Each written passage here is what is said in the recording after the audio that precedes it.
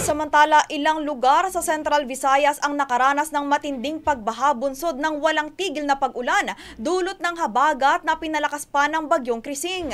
Samantala, itinaas na sa red alert status ang National Disaster Risk Reduction and Management Operations Center upang tiyakin ang agarang pagtugon at koordinasyon ng mga ahensya ng pamahalaan sa posibleng epekto ng bagyo. Brigada Kath Austria, ibrigada mo! Brigada! Live report!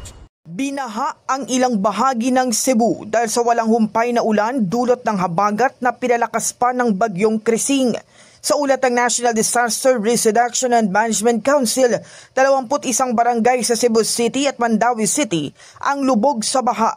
Sa Cebu City, kabilang sa mga binaha ang Barangay Tejero, Mabolo, Pahina Central, Santo Niño, Dayas, Luz, Sambag-Uno, Capitol, Pasil at Kasambagan.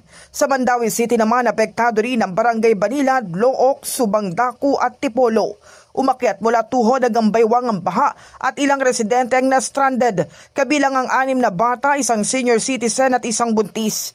Naitala rin ang pagguhon ng lupa sa ilang lugar, ngunit agad naman itong nirespondihan. Sa ngayon, 17 pang kalsada at isang tulay sa Cebu City ang hindi pa rin madaanan ng mga motorista.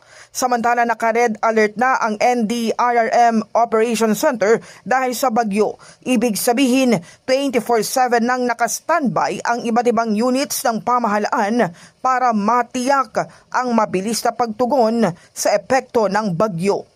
In the heart of changing lives, ako si Brigada Kath Austria ng 105.1 Brigada News of Manila, The Music and News Authority. Ang bahaging ito ay hatid sa atin ng Guard C Plus with Zinc Capsule. Always protektado ang kalusugan.